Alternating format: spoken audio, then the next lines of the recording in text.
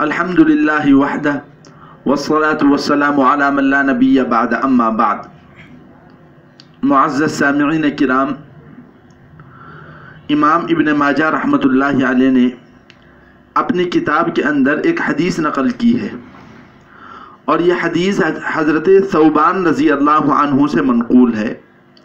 हज़रत सौबान रज़ी अल्लाह अन्हु फरमाते हैं, क़ाल रसूलुल्लाह सल्लल्लाहु अलैहि वसल्लम, अल्लाह के रसूल सल्लल्लाहु अलैहि वसल्लम ने इरशाद फरमाया, ला यरुद्दुल क़दर इल्ला दुआ, कि तकदीर को सिर्फ दुआ रद्द करती है। तो इस हदीस से हमें ये बात पता चलती है कि दुआ इतनी अहम चीज़ है और दुआ को ये अहमियत हासिल है कि वो तकदीर के अंदर भी मुअस्सिर हो जाती है और तकदीर के अंदर भी तरमीम कर देती है। अब सवाल ये पैदा होता है कि हमने तो आज तक ये सुना था कि तकदीर के अंदर कोई तब्दीली नहीं होती और तकदीर में किसी किस्म का कोई तरमीम या तगय्युर नहीं किया जा सकता है।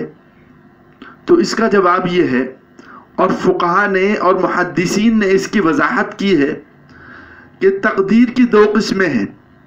नंबर एक तकदीर जो है वो तकदीर मुबरम है और नंबर दो तकदीर जो है वो तकदीर मुअल्लक़ है। तकदीर मुबरम का मतलब तो ये होता है कि जो अल्लाह ताला ने फ़ैसला कर दिया, अब उसके अंदर किसी किस्म की कोई तब्दीली नहीं की जा सकती और उसमें किसी किस्म का कोई तगय्युर और कोई बदलाव नहीं किया जा सकता। ये तो है तकदीर मुबरम। और एक है तकदीर मुअल्लक़। तकदीर मुअल्लक़ का मतलब ये होता है कि अल्लाह ताला ने फ़ैसला ये किया है कि अगर बंदा ऐसा करेगा तो ये होगा और अगर बंदा ऐसा करेगा तो ये होगा। ये तकदीर मुअल्लक़ होती है। मसलन बंदा बीमार हुआ तो अल्लाह ताला ने फ़ैसला इस तरीक़े से किया कि अगर बंदा इलाज करेगा तो सेहतयाब होगा, इलाज नहीं करेगा तो सेहतयाब नहीं होगा। अगर बंदा किसी मुसीबत में मुब्तला हुआ तो अल्लाह ताला ने फ़ैसला इस तरीक़े से किया कि अगर बंदा दुआ करेगा तो ये इस मुसीबत से निकल जाएगा और अगर दुआ नहीं करेगा तो इस मुसीबत से नहीं निकलेगा। इसको कहते हैं तकदीर मुअल्लक़। तो खुलासा ये है कि बंदे के जितने आमाल हैं, बंदे के साथ जितने वाक़यात पेश आते हैं, उनमें बाज़ वाक़यात के साथ अल्लाह ताला की तकदीर मुबरम होती है और बाज़ वाक़यात के साथ अल्लाह ताला की तकदीर मुअल्लक़ होती है। तो इस हदीस के अंदर जो हमें ये तालीम दी गई है कि तकदीर को दुआ बदल देती है, इसका मतलब ये है कि अगर तकदीर मुअल्लक़ है बंदे की तो दुआ उसके अंदर असरअंदाज हो जाती है और दुआ उस तकदीर के अंदर तब्दीली पैदा कर देती है। तो पहली तालीम जो इस हदीस के अंदर हमें दी गई थी वो ये थी। और दूसरी तालीम ये दी गई है कि वला यज़ीदु फिल उम्रि इल्लल बिर्रु, कि उम्र में सिर्फ नेकी इजाफा करती है। यानी अगर कोई शख्स नेक काम करेगा तो अल्लाह तबारक व तआला उसकी उम्र में इजाफा फरमा देते हैं। अब नेकी जो है वो बिल्कुल आम है। इंसान हर किस्म की नेकी, कोई भी नेकी करेगा तो अल्लाह ताला उसकी उम्र में इजाफा फरमाते हैं। नेक लोगों की उम्र में अल्लाह तबारक व तआला इजाफा फरमाते हैं। ये इस हदीस के अंदर तालीम दी गई है। अब नेकी जो है वो बिल्कुल आम है। माँ बाप के साथ अच्छाई का मामला करता है, रिश्तेदारों के साथ अच्छाई का मामला करता है और अपने पड़ोसियों के साथ अच्छाई का मामला करता है, अपने अहबाब और अपने ताल्लुक़ वालों के साथ अच्छाई का मामला करता है और शरीयत की इत्तिबा करता है, सुन्नत की इत्तिबा करता है। ये तमाम की तमाम चीज़ें इस बिर के अंदर दाखिल हैं और नेकी के अंदर दाखिल हैं। तो मतलब ये है कि जो शख्स नेकी करता है अल्लाह ताला उसकी उम्र में इजाफा फरमा देते हैं। अब यहाँ सवाल पैदा होता है। सवाल ये पैदा होता है कि हम देखते हैं कि बाज़ मुत्तकी और परहेजगार लोग ऐसे होते हैं जिनकी उम्र कम होती है। तो हदीस के अंदर तो कहा गया कि नेकी उम्र में इजाफा कर देती है और हम देखते हैं अमली तौर पर प्रैक्टिकल हम देखते हैं कि बाज़ मुत्तकी परहेजगार लोगों की उम्रें कम होती हैं। तो इसका जवाब ये है कि हदीस के अंदर जो ये कहा गया है कि नेकी उम्र में इजाफा कर देती है, तो इजाफे की दो किस्में हैं। नंबर एक इजाफा तो ये कि टाइम के एतबार से इजाफा कर दिया जाए। मसलन उम्र 100 साल की हो रही है या 90 साल की हो रही है یا 105 سال 110 سال کی عمر ہو رہی ہے، یہ تو ٹائم کے اعتبار سے اضافہ ہے۔ تو نیکی ایسی ہے جو کبھی کبھی ٹائم کے اعتبار سے اضافہ کرتی ہے عمر کے اندر، اور دوسری قسم کا جو اضافہ ہے وہ ہے برکت کے اعتبار سے اضافہ، کہ ٹائم کے اعتبار سے تو زندگی کم ہوئی ہے، لیکن اس کم وقت کے اندر جو خدمات اور جو کارنامے انجام دیے ہیں وہ یقیناً ایسے عظیم خدمات اور ایسے عظیم کارنامے ہیں کہ اگر طویل مدت اور لمبا ٹائم ان کو ملتا تو اس کے اندر بھی وہ خدمات انجام دینا مشکل تھا۔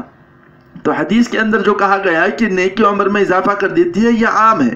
کبھی عمر میں اضافہ ہوتا ہے ٹائم کے اعتبار سے، اور کبھی عمر میں اضافہ جو ہوتا ہے وہ برکت کے اعتبار سے ہوتا ہے۔ تو جو لوگ نیک ہوتے ہیں اللہ تبارک و تعالیٰ کبھی ان کی عمر میں اضافہ کر دیتا ہے ٹائم کے اعتبار سے، اور کبھی اللہ تبارک و تعالیٰ ان کی عمر میں اضافہ کر دیتا ہے برکت کے اعتبار سے۔ اور تیسری تعلیم اس حدیث کے اندر یہ دی گئی ہے وَإِنَّ الرَّجُلَ لَيَحْرُمُ الرِّزْقَ بِالذَّنْبِ يُصِيبُهُ، کہ یقیناً بندہ رزق سے محروم ہوتا ہے گناہ کی وجہ سے جس گناہ کو بندہ کرتا ہے۔ یعنی مطلب یہ ہے کہ جب انسان کوئی گناہ کرتا ہے تو وہ رزق سے محروم ہوتا ہے اس گناہ کی وجہ سے۔ یہ اس حدیث کے جملہ کا مطلب ہے، اور اس حدیث میں یہ تعلیم دی گئی ہے۔ گناہ کا لفظ عام ہے بالکل۔ کوئی شخص زنا کرتا ہے، کوئی شخص چوری کرتا ہے، کوئی شخص جھوٹ بولتا ہے، کوئی شخص نمازیں چھوڑتا ہے، کوئی شخص اپنے والدین کی نافرمانی کرتا ہے، کوئی شخص اپنے رشتہ داروں کے ساتھ بدسلوکی کا معاملہ کرتا ہے، کوئی شخص پڑوسیوں کے ساتھ بدسلوکی کا معاملہ کرتا ہے، کوئی شخص اہل تعلق اور ملنے جلنے والوں لوگوں کے ساتھ بدسلوکی کا معاملہ کرتا ہے، تو یہ تمام کی تمام چیزیں گناہ کے اندر اور ذم کے اندر داخل ہیں۔ ایسے شخص کو اللہ تبارک و تعالیٰ رزق سے محروم کر دیتا ہے۔ حدیث کے اس جملے کے اوپر بھی سوال پیدا ہوتا ہے۔ سوال یہ پیدا ہوتا ہے کہ ہم دنیا کے اندر پریکٹیکلی دیکھتے ہیں کہ بعض لوگ ایسے ہیں جو بہت گنہگار ہیں، جو کبھی اپنے رشتہ داروں کے ساتھ اچھائی کا معاملہ نہیں کرتے، جو کبھی اپنے پڑوسیوں کے ساتھ اچھائی کا معاملہ نہیں کرتے، جو کبھی اپنے تعلق والوں کے ساتھ اچھائی کا معاملہ نہیں کرتے، وہ کبھی کوئی خیر کا کام کرتے ہی نہیں، نہ نماز پڑھتے ہیں، نہ روزہ رکھتے ہیں، نہ زکوٰۃ دیتے ہیں، نہ حج کرتے ہیں، کوئی نیکی کا کام نہیں کرتے۔ اس کے باوجود کروڑوں اربوں روپے ان کے پاس ہے، اور کروڑوں اربوں روپے کی جائیدادیں پراپرٹیز ان کے پاس ہیں۔ تو حدیث کے اندر تو کہا جا رہا ہے کہ جو گناہ کرتا ہے وہ رزق سے محروم ہوتا ہے، حالانکہ ہم عملی طور پر دیکھتے ہیں کہ جو گناہ کر رہے ہیں وہ رزق سے محروم نہیں ہیں۔ تو اس کا جواب یہ ہے، محدثین نے وضاحت کی ہے کہ رزق سے محرومی کا مطلب یہ ہے کہ اللہ تعالیٰ رزق سے برکت کو ختم کر دیتا ہے۔ یعنی جو گناہگار ہوتا ہے، جو فاسق و فاجر آدمی ہوتا ہے، اللہ تبارک و تعالیٰ اس کے رزق سے ایسی برکت ختم کر دیتے ہیں کہ کروڑوں روپے ہونے کے باوجود دل میں اطمینان نہیں ہے، ضرورتیں مکمل نہیں ہو پا رہی ہیں، اور اب بھی دل میں یہ تمنا ہے کہ اور مل جائے اور مل جائے، اور بالکل ایک غریب آدمی کی طرح اس کے دل میں یہ سسک رہتی ہے، یہ کوڑھن رہتی ہے کہ ابھی پیسہ کم ہے اور مل جانا چاہیے، ابھی پیسہ کم ہے اور مل جانا چاہیے۔ تو گویا وہ رزق کے جو فوائد ہیں اور رزق کا جو نتیجہ ہے اطمینان، اس سے وہ محروم ہو جاتے ہیں۔ اور بعض اہل اللہ ایسے ہوتے ہیں جن کے پاس رزق بہت کم ہوتا ہے، زیادہ مال و دولت ان کے پاس نہیں ہوتی، اس کے باوجود اس مختصر سے مال و دولت کے اندر ان کی تمام ضروریات مکمل ہو جاتی ہیں، اور وہ بہت اطمینان کے ساتھ زندگی گزارتے ہیں۔